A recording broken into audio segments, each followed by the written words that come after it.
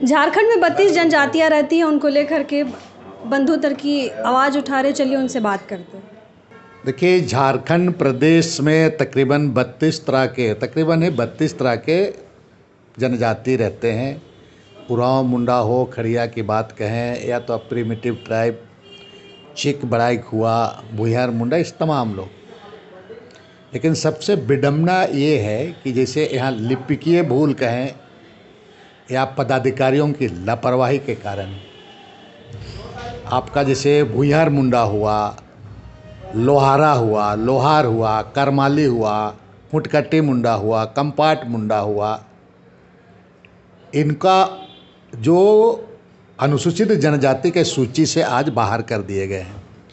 और इनको जब सूची से बाहर कर दिया गया तो इनको बाल बच्चों को सर्टिफिकेट नहीं मिल रहा है। नतीजा, इनको संवैधानिक जो उनका अधिकार है वो अधिकार से वंचित हो जा रहे हैं।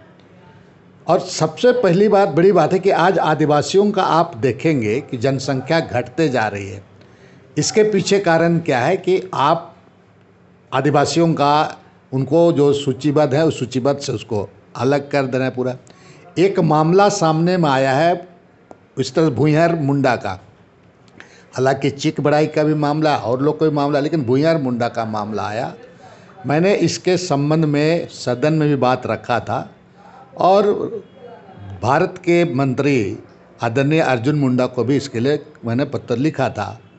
जांचोपरांत वहाँ से आपका कि ये जो भुइयार मुंडा के संबंध में कहा गया, जबकि राज्य सरकार यहाँ से इनको अनुशंसा करके भेज दिया था भारत सरकार को भी। मैंने अपना प्रक्रिया के तहत में जब वहाँ जनजातीय मामले के मंत्रालय में गया तो ये रिपोर्ट जब मंगाया तो राज्य सरकार ने इसको पूरा रिपोर्ट टीआरआई का रिपोर्ट के संबंध भेज दिया।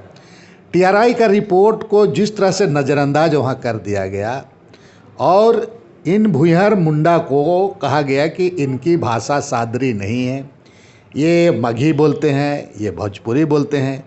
चूँकि आपका सिमडेगा के कुछ बॉर्डर इलाके से लेकर के महुआडांड लेकर लोहरदगा, चतरा वगैरह 4.5 लाख तकरीबन भुइयार मुंडा की आबादी है और इनकी भाषा सादरी नहीं है। इनका रहन सहन भूमिहार और ब्राह्मण से मिलता जुलता है, इसलिए इनको बामहन कहा गया।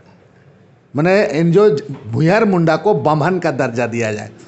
और रजिस्ट्रार जनरल का भारत सरकार से रजिस्ट्रार जनरल ने जो अपना चिट्ठी जारी किया उसमें कि इनको झारखंड सरकार को लिखा कि इनको अनुसूचित जनजाति की सूची में शामिल नहीं किया जा सकता है, चूँकि इनका रहन सहन ये वो पूरा आपका भूमिहार और ब्राह्मण से मिलता जुलता है।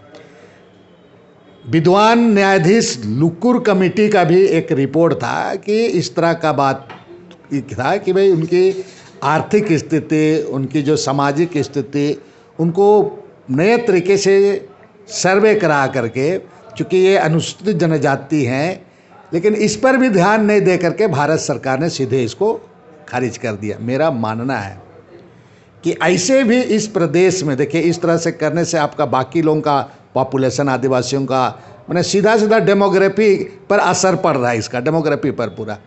अब रही बात कि स्वाभाविक है इस परिस्थिति में आदिवासियों की जनसंख्या पूर्व और आपसे घटते जा रहा है पूरा। भारतीय जनता पार्टी ऐसे मामलों को कभी उठाती ही नहीं है। ऐसे मामलों को हम तो सदन में भी देखे हैं। भारतीय जनता पार्टी की सरकार है केंद्र में, बहुत आदिवासियों के लिए बड़ी बड़ी बात बोलती है। सरना धर्मावलंबियों के द्वारा बिल पास करके यहाँ पर गया है, इस पर भी विचार किया जाना। उसका रिलीजन आइडेंटिटी का सवाल है, वो भी नहीं किया। और ये तमाम ऐसे मसले पर उनको आदिवासी के बारे इतना चिंता है तो उनका डेमोग्राफी पर असर पड़ रहा है। तो इस हालात में क्यों नहीं इसको गंभीरता से भारत सरकार इसको करती है और करके इसको अनुसूचित जनजाति के सूची में पुनः उसको शामिल करना चाहिए। और भारतीय जनता पार्टी को हिम्मत है तो इस पर बोले कुछ कि सही में क्या है, बताइए। भुइयार मुंडा के क्या, भुइयार मुंडा ब्राह्मण और भूमिहार के ही माते हैं क्या, वो बताओ इसके बारे में। चिक बड़ाई के बारे में बताएं, वो लोग बाकी लोगों के बारे में बताएं। ये भारतीय जनता पार्टी को इस पर बोलना चाहिए। केवल वोट बैंक को लेकर के कभी भी इन सब ऐसे इशू में, इसी के चलते आज राज्य का जो हालात थी हो रहा है कि जो हालात में यहाँ के जो आदिवासी हुए चाहे दलित हुए जो स्थिति में यहाँ पहुँच रहे हैं, इसी के कारण जो स्थिति आज बनते जा रहा है। सिर्फ और सिर्फ वोट बैंक को लेकर के इनको इसको ये राजनीति करना है। ऐसे मुद्दों पर इनको गंभीरता से लेते हुए बड़े बड़े नेता हैं यहाँ पर झारखंड में इस मामले को उठाए और भूंयहर मुंडा लोगों को न्याय दिलाए, चीख बड़ाई को न्याय दिलाए। राज्य सरकार तो अनुशंसा करके भेज ही दे रही है, तो आपको उस पर अपना इनके लिए आपको न्याय दिलाने के लिए भारतीय जनता पार्टी को काम करनी चाहिए।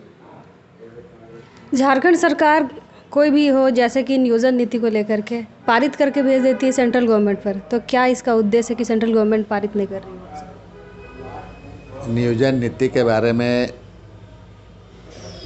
सरकार एक वैकल्पिक व्यवस्था की है, चूँकि लोगों का एज ख़त्म हो जा रहा था, एज में छूट भी दिया है और सरकार देख रही है कि ज़्यादा से ज़्यादा यहाँ के लोगों को कैसे मिले।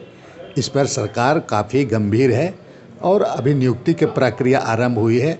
हमको लगता है कि आने वाले दिन में ये निश्चित रूप से दिखाई देगा और असली झारखंडियों को, यहाँ का आदिवासी मूलवासी माने मूल झारखंडियों को इसका लाभ मिलेगा। धन्यवाद।